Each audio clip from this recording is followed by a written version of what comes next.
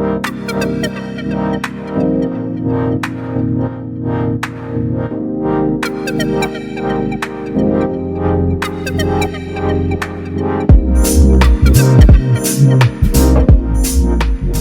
cordial saludo desde la Universidad de Costa Rica. Bienvenidas, bienvenidos a este espacio que hemos llamado Orientación desde la U. En su segunda temporada, es un podcast pensado para profesionales de la orientación en ejercicio, para estudiosos amantes de esta disciplina y también para estudiantes en formación. Hoy les saludamos desde Radio Universidad. Agradecemos de verdad a la radio por recibirnos y también al apoyo del Instituto de Investigación en Educación, el INIE, que nos abre sus puertas para esta segunda temporada. Este es el primer episodio de 4 que hemos pensado como equipo de investigación para compartir en temas relacionados con la orientación vocacional. El día de hoy entonces estamos todo el equipo de investigación en pleno. Lo aprovecho para presentarnos. Les saludo y les presento primero al profesor Roy Murillo Villalobos. Roy, ¿cómo estás? Muy bien, y vos, Mau, esperando pues aportar un poquito en este espacio. Un poquito, no, un montón, Roy. Contento de esta nueva casa que nos recibe para esta segunda temporada. También tenemos al doctor Osvaldo Murillo Aguilar. Osva, ¿cómo vas?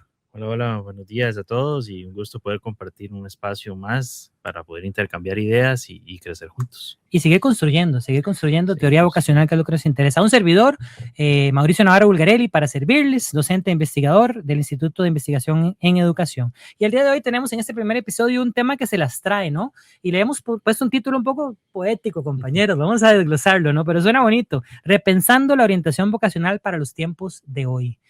Porque bueno, no son los mismos tiempos de ayer, eso está claro, hemos pasado ya el primer tercio del siglo XXI y seguimos avanzando en esta vorágine de inestabilidad política, económica, social, de cambios, de incertidumbre, esta palabra que tanto le gusta al profe Osva decir en sus clases y en sus libros y en sus papers. Y bueno, Osva, empecemos por ahí entonces. ¿Cuáles son esos tiempos de hoy a los que nos referimos? ¿Cuáles son esas características del contexto sociohistórico, sociopolítico que estamos viviendo hoy en día? Bueno, creo que dentro de todos los cambios que se están produciendo, ¿verdad? Hay unos que son más palpables que otros. Hablemos de inteligencia artificial, claro, por poner lo que está en el tapete ahorita, ¿no? Sin duda. Y los cambios tecnológicos acelerados, constantes, dinámicos y demás. La diferencia con otros cambios es que antes no es que no existieran o no es que no existiera incertidumbre, porque siempre ha habido. El asunto es el tiempo que existe para poder acomodarse entre un cambio y el otro. Claro. Entonces, si lo vemos, por ejemplo, en las brechas que había entre una revolución industrial y la que seguía, eran más espaciadas y por lo tanto el ser humano tenía la posibilidad de acomodarse más a esos cambios y ver cómo podía adaptarse. En la actualidad, no. O sea, estamos hablando que, por ejemplo, hace un año y medio, o más, 2, vámonos, existía pues una idea, una noción de cómo iba a ser la inteligencia artificial, pero no cómo iban a estar impactando en todos los ámbitos educativos, formativos, profesionales, etcétera, y ya la tenemos ahí. Claro, cambiando el panorama del mercado laboral totalmente, ¿no? Sí, reescribiéndolo, ¿no? Y aparte de eso, pues, ¿qué es lo que genera? Bueno, dudas con respecto a, bueno, entonces, ¿cómo elijo? Claro. ¿Cómo decido con respecto a qué profesión quisiera tomar, desarrollarme, etcétera? ¿Qué tipo de labores? Si me van a contratar, cuál es el tipo de profesión del futuro, etcétera, etcétera. Sí, la profesión del futuro, aquella que no va a ser reemplazada por la IA, ¿verdad? Si es existe, ¿verdad? Cuando ahora sabemos que los estudiantes que tenemos en la universidad posiblemente vayan a trabajar en cosas que hoy tal vez no existan, ¿verdad? Ellos ni se imaginen, ni nosotros tampoco, como docentes de la universidad, ¿no? Eso es un rollo muy interesante. Sí, y sumémosle a eso también lo que decía este filósofo coreano Byung-Chul, sí, que dice que estamos en una sociedad que es, vamos a ver, glorifica hasta cierta manera el rendimiento. Ajá. Entonces no estás en función de escoger una carrera por lo que quieras ser, sino estás en función de una carrera que te permita rendir. Y eso es distinto. Y de hecho eso ya lleva muchas connotaciones, ¿verdad? No te podés, en una sociedad como la actual que exacerba el rendimiento, rendirte. Entonces ahí ya tenemos dos verbos interesantes, ¿verdad? Tenés que rendir, pero no puedes rendirte. Entonces, no podemos echar atrás, no podemos replantear, no podemos, siempre y cuando no dejemos la productividad de lado, podemos hacer lo que queramos. Pero si dejamos la productividad en términos de generar más, claro, entonces, bueno, ahí podríamos estar hablando de de un elemento que influye en las decisiones de las personas y lo que se valora en la sociedad. Una productividad centrada en el capital, ¿verdad? En la generación de capital, como decía Osvaldo, que no únicamente la productividad podría entenderse como la generación de capital. Hay muchas otras formas de producir, pero esas formas, justamente como decía Osva, tal vez no se valoran de la misma manera que aquellas que justamente vienen a aportar el capital, y cualquier persona que tome una decisión que sea parte de esa lógica, pues se crea esta atmósfera de te podría ir mal, te va a pasar mal, no lo podrás lograr o tendrá un impacto negativo sobre tu vida. Yo estoy de acuerdo, y también está esa idea de que estás perdiendo el tiempo, ¿no? Si no puedes generar capital, si no puedes monetizar, por ejemplo, tus pasiones, ¿no? O sea, estos cambios vertiginosos en el mercado nos dicen, tienes que hacer algo productivo, como bien decías vos, Osva, y productivo significa que te genere ingresos, exacto, ¿no? Entonces está esta tendencia de querer monetizar todas tus pasiones, ¿verdad? Y cuántas veces si buscamos monetizar todo lo que hacemos, nos podemos asfixiar y asfixiarnos a nosotros mismos y a nuestra pasión. ¿Por qué? Porque le ponemos una responsabilidad que va más allá quizás, ¿verdad? Porque trabajo no es igual a pasión y no es igual a vocación, ¿verdad? Correcto. Pero muchas veces lo mezclamos todo, ¿verdad? Y queremos priorizar lo que nos genere dinero, ¿verdad? ¿Y dónde está la trascendencia de la que hablaba Víctor Frank, verdad? Claro. Sí, esa parte, vamos a ver, es un cuestionamiento que muchas veces ya el joven que empieza a estudiar en algo y se da cuenta que no le apasiona realmente, en el sentido de que no le genera, no tiene sentido de propósito o trascendencia amarrado con esa lección. Porque lo hizo en función de diversas perspectivas, entre ellas ser productivo. Y el dinero. Sí, hay un punto de conflicto importante más adelante en su desarrollo de carrera propiamente, claro, ¿verdad? Y en la narrativa que genera alrededor de todo esto. Sí, eso es muy interesante. Bueno, entonces un poquito con el panorama claro, creo que tendríamos que pensar, bueno, justamente ahora el juego de palabras, ¿qué tenemos que repensar más bien, verdad? Le hemos puesto al episodio repensando la orientación vocacional para los tiempos de hoy. Ya hablamos de los tiempos de hoy, ya hablamos del contexto cambiante, incierto, inteligencia artificial, crisis sociopolíticas, inestabilidad.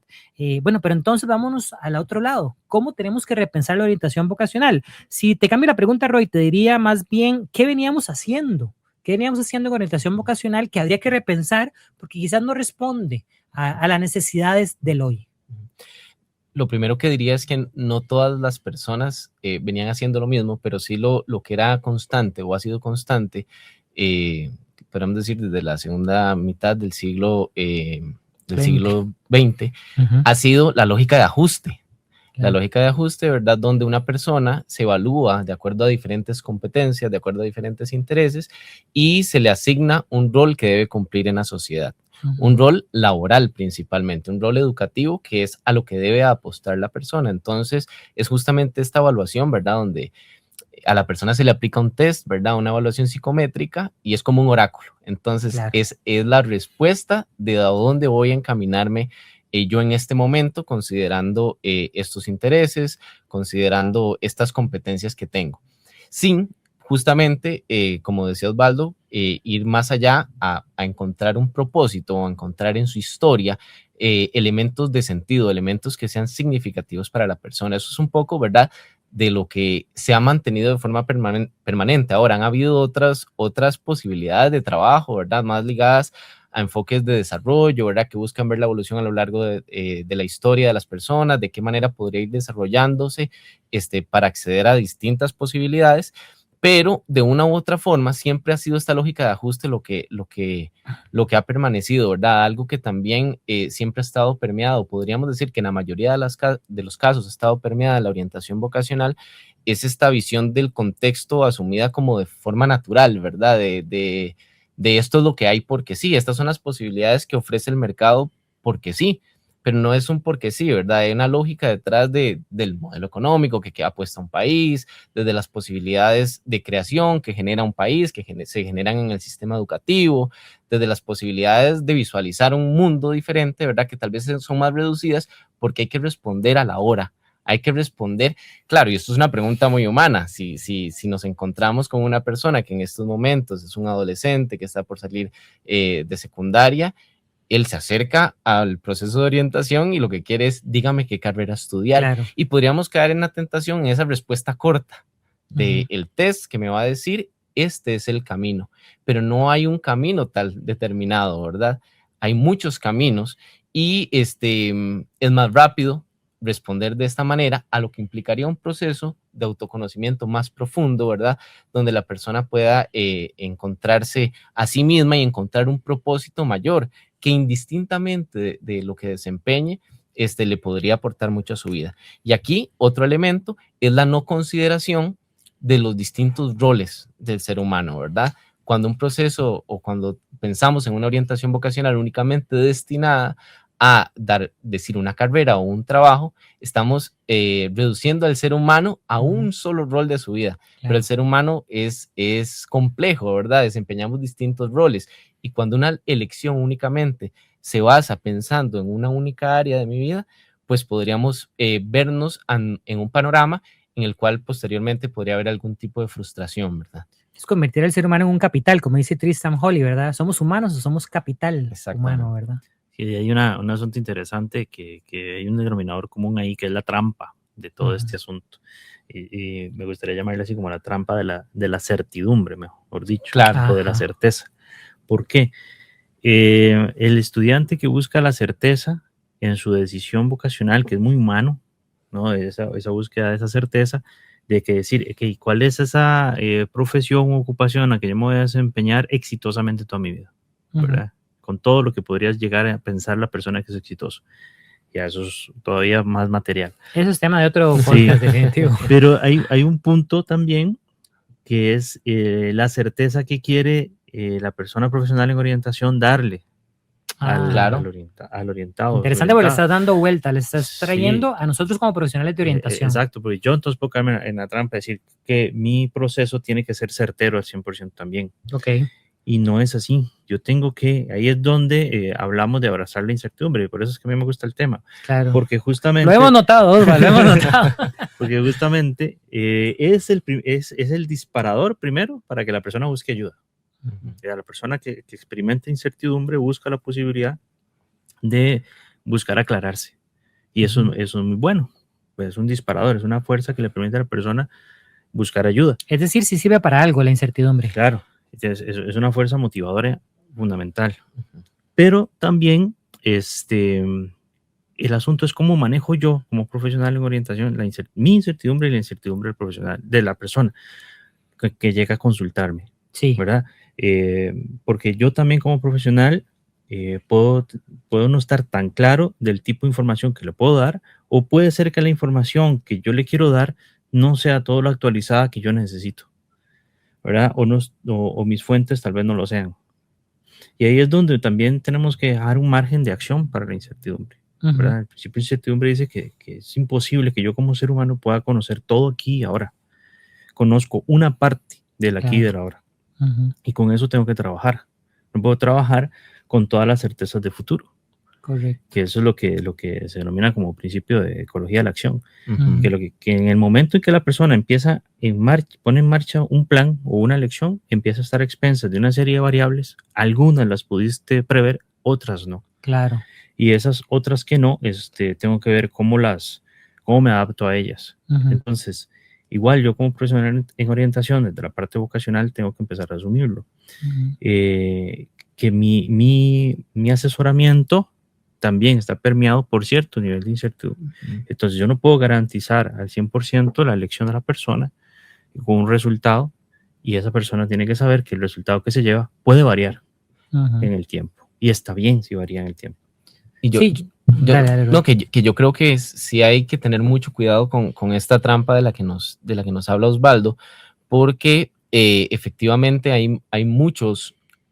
A ver, las personas van a buscar justamente esta respuesta. Sí. Y hay muchas personas que vamos a llamarlos gurús, que se creen en la posibilidad también de dar esas respuestas, ¿verdad? Podríamos pensar que de alguna forma es hasta conveniente que una persona, dependiendo de quién intenciona, que una persona no logre este nivel de profundidad en sus tomas de decisiones. Y justamente un día de esta semana encontré un anuncio donde una persona, desconozco su formación, pero justamente decía esto: doy una garantía de un 100% de certeza en el descubrimiento de quién sos a partir de ciertas pruebas psicométricas, ¿verdad? para que elijas tu carrera bien. Y claro, esto es completamente cuestionable porque reduce a la persona a una respuesta certera en un momento específico de su vida cuando el contexto en el que estamos es muy cambiante, ¿verdad? Y es una trampa que, claro, desde la posibilidad de obtener recursos en el inmediato, yo lo podría vender y las personas lo van a comprar porque las personas tienen justamente esta ilusión y esta intención de adquirir esa respuesta. Pero tenemos justamente que cuestionar este tipo de posturas porque podríamos caer nosotros en un error y llevar a las personas a una frustración posterior. Yo espero que esta persona no sea un profesional de la orientación, ¿verdad? Porque no sería muy ético en ese caso, pues su servicio, pero creo que sí, hay muchos vendehumos allá afuera, ¿verdad? Y de verdad que tenemos que nosotros como disciplina de la orientación poder pues dar esto, ¿verdad? Un componente científico, un componente ético a nuestras intervenciones, ¿verdad? Yo creo que esta trampa podemos analizarla todavía en dos aristas más. Me resuenan dos aristas que no hemos abordado y la trampa de la certeza que nos plantea Osvaldo. La primera es el hecho de que no se puede diseñar la vida. Es decir, no podemos escoger el barrio en el que nacimos, la familia en que nacimos, el apellido que tenemos, el país, el gobierno, las políticas exteriores, ¿verdad? Son muchas las variables que no podemos controlar como para decir, ¿verdad? Imagina en tu mente lo que quieras y puedas crear tu mundo, ¿verdad? Como dicen todos estos gurús a los que haces mención, Roy. No, porque hay un montón de variables que no podemos controlar. Por lo tanto, ¿qué podemos diseñar? Bueno, justamente esa narrativa que nos ayude a construir una identidad, que nos ayude a construir una carrera, que buscará responderle a esa incertidumbre, sin certezas, como bien decís, ¿verdad? Esa es una arista que quería poner en la mesa. Pongo la segunda de una vez y ustedes me dan un eco de lo que quieran comentar. Y es la arista de pensar que tenemos certeza de los roles adultos que queremos tener. Me explico un poco, que la vida es lineal. Entonces, claro, yo estoy en el colegio, ya voy a ir a la universidad y voy a estudiar 5 o 6 años y voy a graduarme como licenciado y voy a obtener un trabajo en eso que estudié, ¿no? Y ese trabajo lo voy a tener, me va a permitir casarme, tener hijos, comprar una casa, un carro, viajar y retirarme 30 años después de la misma empresa, ¿verdad? Esta linealidad que siempre fue una fantasía, una ilusión, pero que alguna gente en el siglo XX vivió, pues ya no existe más. En el siglo XXI ya esas certezas del mundo adulto de que me caso a los 20, tengo hijos a los 30 y compro la casa a los 40, creo que ya no podemos hablar de eso, compañeros, no sé qué opinan. No, no es lineal, es espiral ascendente, si lo quieres ver así, porque yo sí tengo que estarme devolviendo constantemente. Exactamente. Para poder resignificar mi experiencia. Yo creo que de todo lo que nosotros podamos hacer en orientación, de todas las estrategias que se nos puedan ocurrir, hay un denominador que yo creo que si logramos incorporarlo en los procesos, nos va a ir mejor. Y es el proceso de resignificación de experiencias. Muy bien. Si nosotros logramos que la persona se reevalúe en su narrativa, echando un poquito para atrás y decir, bueno, esta es mi historia. Y primero que nada, se responsabilice de su historia, la personalice, como dicen los procesos, y pueda hablar desde el yo, ¿verdad? Y de mis sentimientos, de mis pensamientos, y asuma la responsabilidad de las cosas que hice o dejé de hacer. Y cuando me enfrente a nuevas decisiones, sea la elección de una carrera, una ocupación, un trabajo, un ascenso, lo que sea cual sea la decisión que tenga que tomar, yo voy a reevaluar todas mis experiencias, las voy a resignificar en función de la decisión que tengo que tomar en ese momento. Claro. Y siempre voy a encontrar un aprendizaje distinto, diferente, que le dé sentido y propósito. A ese momento, a esa decisión que tengo enfrente. Correcto. Sí, yo creo que eso es importante, Odbe. Me lleva a la siguiente pregunta que quería hacerte justamente, porque antes de la pregunta quiero hacer un comentario. Claro, resignificar las experiencias, pero eso significa que he tenido que tener experiencias de vida. ¿Cuántas veces por situaciones sociales, por situaciones geográficas, contextuales, pues no he podido tener tantas experiencias, ¿no? Entonces mi vida es un poco estrecha y de pronto la orientación también va de eso, de dar experiencias culturales, de abrir el horizonte, ¿no? Creo que eso es importante a las personas orientadas, sobre todo en etapas tempranas, pero siempre en la vida. En la Universidad de Costa Rica tenemos programas de voluntariado, tenemos cursos optativos, tenemos un montón de opciones que son más allá de la malla curricular, que están pensadas para eso, para abrir el horizonte a las personas. Con ese comentario de preámbulo, Osva, quería preguntarte, bueno, ok, ya hablamos de hoy, ¿cómo es el contexto? Ya hablamos de lo que hacíamos antes, que tenemos que repensarlo. Bueno, y entonces, ¿cuál es la orientación que responde al hoy? ¿Qué es lo que podríamos hacer hoy desde orientación para atender a esas personas en esa realidad? Sí. Creo que dentro de muchas cosas, sí, estas experiencias son importantes y la institución educativa que la mayoría de profesionales en orientación nos desenvolvemos ahí en una institución educativa, pero Así es. independientemente de eso,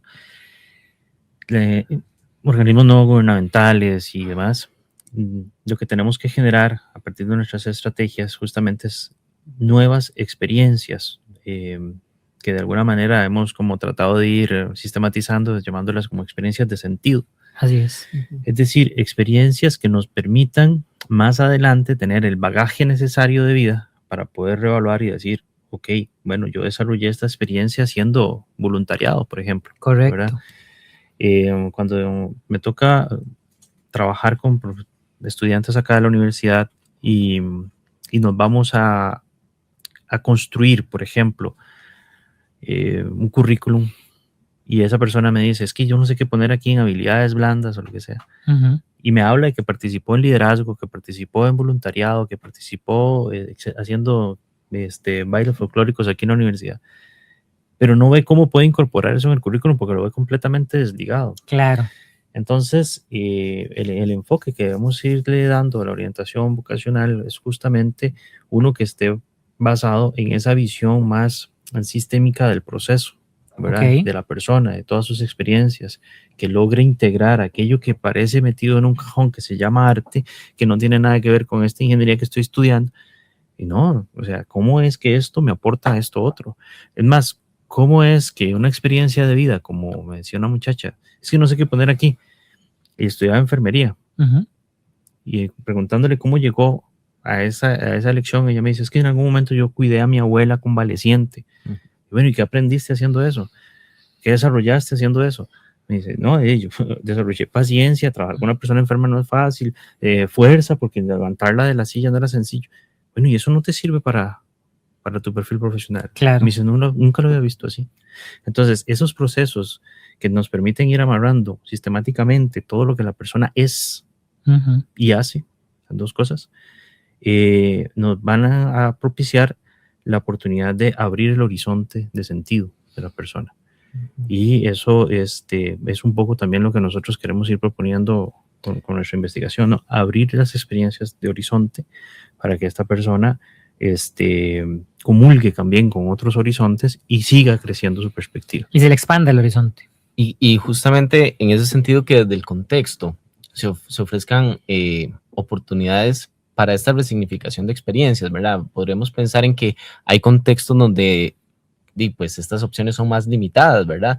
En mi caso igual, trabajando en comunidades rurales, en Sarapiquí, en Nicoya, pues justamente uno se encuentra con estudiantes con posibilidades reducidas para construir su futuro y únicamente llegan a ver una única opción. Pero incluso ese contexto de donde han habido limitaciones puede ser la posibilidad para darle significado a lo que yo quiero ser. ¿Y a qué me refiero con esto? Estudiantes que tenemos donde un familiar ha muerto o ha sido afectado por un químico porque trabaja en una empresa agrícola, claro, puede ser la motivación para yo el día de mañana decir, bueno, yo no quiero que yo ni mi comunidad pasemos por esto mismo, entonces quiero estudiar una carrera que de alguna forma podamos encontrar, qué sé yo, un pesticida que no sea tan dañino, o más bien al contrario, quisiera estudiar medicina porque no quiero que al igual que mi papá, otras personas mueran a causa de este tipo de situaciones. Cada uno lo reinterpretará desde su interés particular, pero claro, eso implica un acompañamiento, porque si hay una interpretación literal del contexto, lo que puedo decir, yo nací en este lugar, tengo que volver a trabajar en eso y probablemente voy a tener esas mismas afectaciones, pero donde hay una persona profesional que logre articular todas esas experiencias que podrían ser pues positivas y ojalá también las tuvieran, ¿verdad? Otros lugares desde donde verse, pero también donde estas experiencias tal vez adversas pueden dar un sentido a lo que yo quiero hacer en el futuro. Y eso es importante, Roy, porque por eso es que el proyecto HACER, que haces mención, ¿verdad? Así se llama el proyecto de acción social, el proyecto HACER, lo sacamos de Sarapiquí y los traemos aquí a la Universidad de Costa Rica, el campus Rodrigo Facio, aquí en San Pedro de Montes de Oca, en la capital, de San José, Costa Rica, porque para muchos de ellos, no me dejas mentir, 16, 17 años nunca habían salido de Sarapiquí, nunca habían tomado un bus, nunca habían venido a la capital, ¿verdad? Y para nosotros podría ser, bueno, el día a día, ¿no? Estamos en la U, pero para ellos se le abre un mundo, se le abre un horizonte que hasta el momento, has dicho, tenía solo una opción, la bananera. En realidad tenía dos, era la bananera o la mafia, ¿verdad? La pandilla, la droga, el negocio ilícito, ¿no? El narcotráfico, el crimen organizado. Y hoy cada vez más frecuente en el país, ¿verdad? Nos está robando cada vez más la juventud, ¿verdad?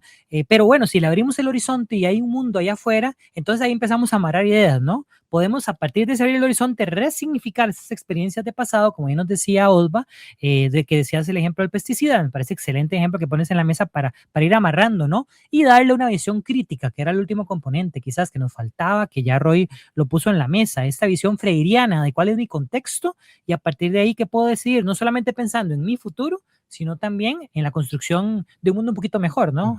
Para ese contexto más inmediato el que tengo, llámese Sarapiquí, llámese Costa Rica, ¿no?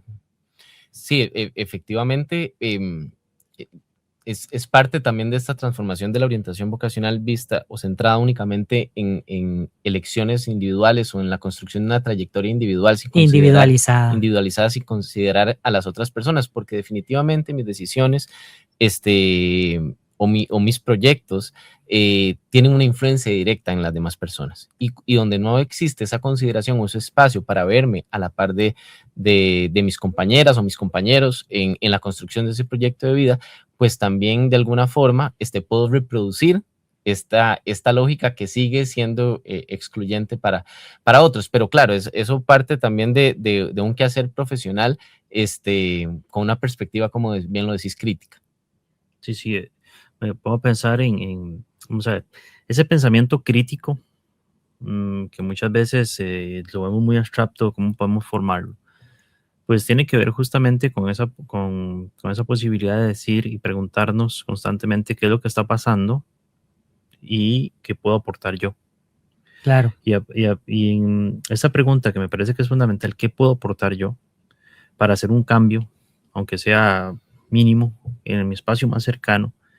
Ya es una visión diferente en cómo voy a asumir lo que yo quiero hacer con mi proyecto de vida, dentro de lo que cabe también lo vocacional. Esto que mencionabas ahora de las experiencias de sentido, lo que hacen justamente es abrir esa posibilidad también. Claro. Pero para eso necesito abrir la mirada.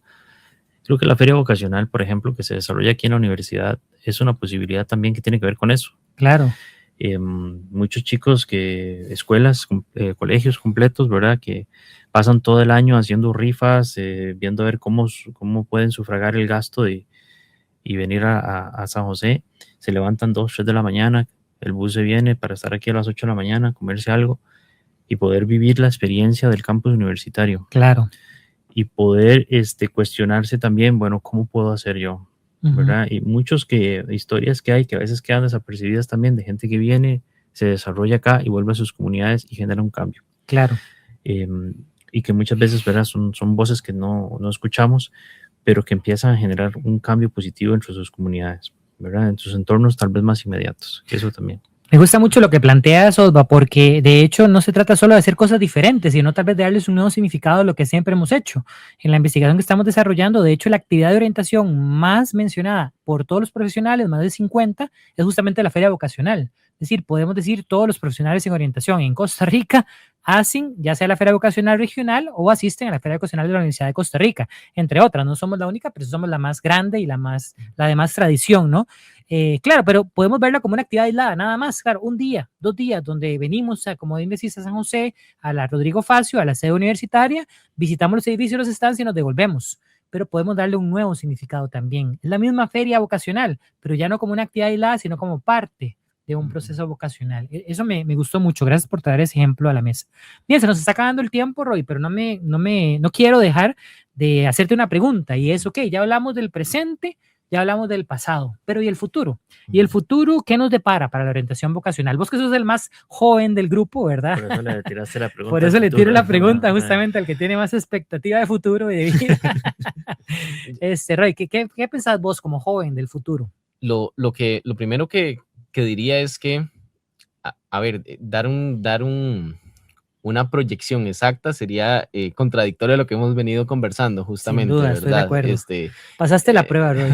Justamente podría decir que la orientación será esto, esto y esto, o que debería dirigirse a esto, esto y esto, pero creo que es un proceso que hay que ir interpretándolo a la luz de los tiempos, a la luz de las necesidades, pero siempre sin perder nuestra visión centralizada en el ser humano, ¿verdad? Que debería de ser una prioridad de cualquier proceso de orientación. Esta pregunta, ¿para qué es la orientación vocacional? ¿O para quién es la orientación vocacional?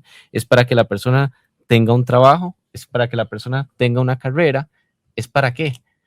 Para que la persona construya un proyecto de vida o construya sus proyectos de vida, y eso tiene implicaciones que van más allá de una carrera, de un trabajo, que es algo que hemos venido diciendo. Pero algo que definitivamente tiene que considerar la orientación vocacional en nuestro presente, pero también en el futuro, es la sostenibilidad.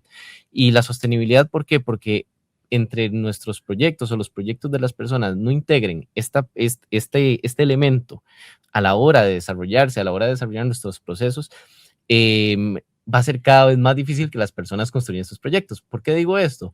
Porque cuando no considero el impacto que está teniendo esto, cada vez estamos, como decías, ante una crisis ambiental, ante una crisis política, social, que si nuestras acciones no motivan a las personas a aportar a que este futuro sea sostenible, tal futuro no es una posibilidad. Claro. Entonces, creo que esa debería ser un norte que hay que tener presente en la construcción de los proyectos de vida. Yo les voy a traer un tema que se lo bajan en el tapete nada más. Para otro capítulo. Sí.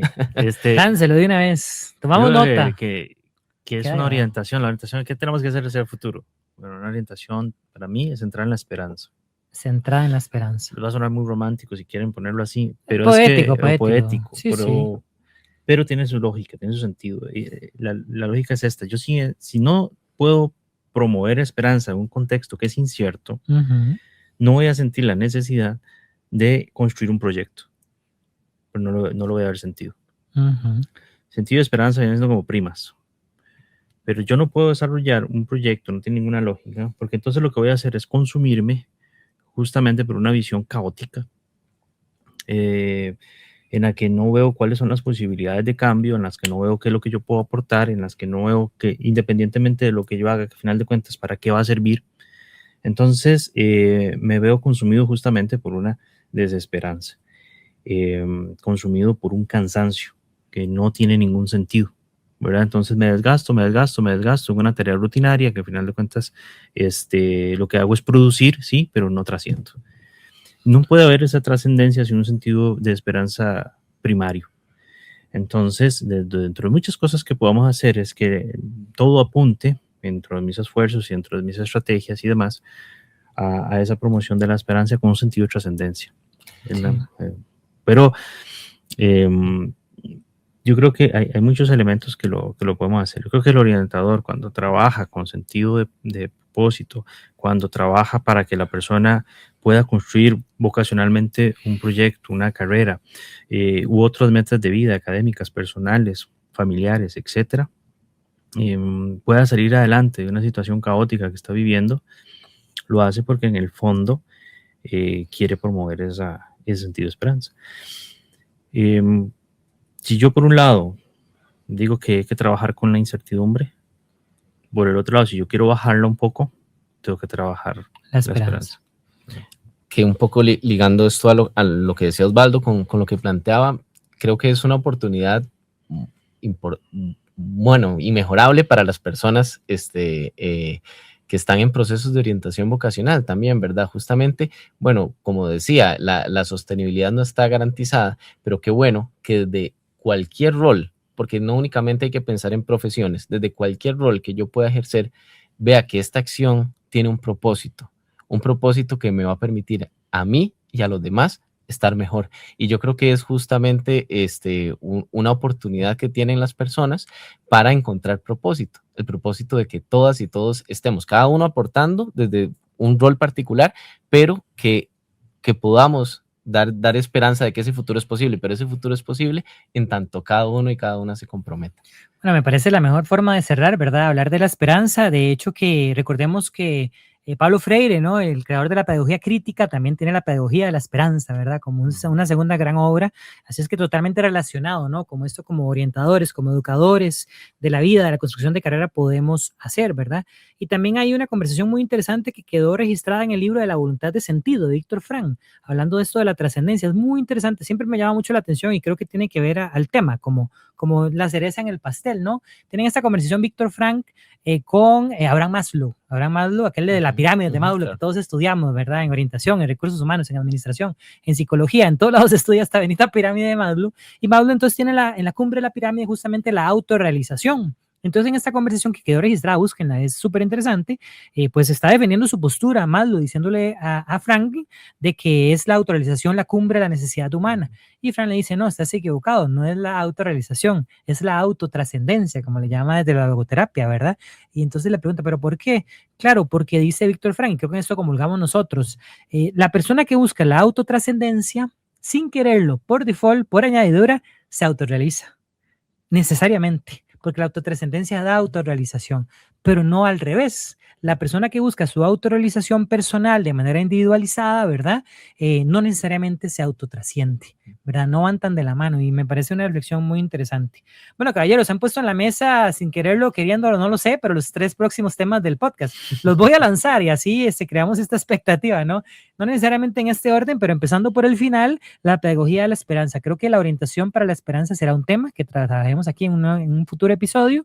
También has hablado, Roy, de la crisis ambiental, de la crisis social y de cómo estos contextos cambiantes podemos generar una orientación que sea sostenible, ¿no? Esta es la palabra, ¿no? Sustainable, o sea, que pueda sustentarse, ¿no? Ante el contexto incierto. Creo que eso merecerá un episodio también. Y por supuesto el que más siempre nos han pedido y es justamente que queremos aterrizar en un episodio completo, hoy ya lo introducimos, ¿no? Y dimos varias pinceladas, pero queremos aterrizar un episodio de lo que siempre nos piden en orientación, cómo construir un proyecto de vida, pero dentro de un sistema más grande, ¿no? Dentro de un diseño de vida, la vida diseñada, ¿verdad? Hemos dicho, la vida no se puede diseñar, pero por lo menos podemos pensar en un sistema grande donde podemos pensar en un proyecto que nos encamine hacia construirlo. Y esos serán los 3 temas que trataremos en futuros episodios. Un gusto, caballeros, como siempre, conversar con ustedes. Igualmente, y espero que estos lleven algunas ideas para reflexionar. Muchas gracias y esperando que sea de provecho esta conversación. Y si tienen ideas, preguntas, comentarios, por favor escríbanos aquí abajo en el video que lo vamos a estar leyendo y vamos a estarlo tomando en cuenta. La idea es construir este espacio juntas y juntos como comunidad de profesionales de orientación que somos. Muchas gracias, que estén bien. Pura vida, saludos.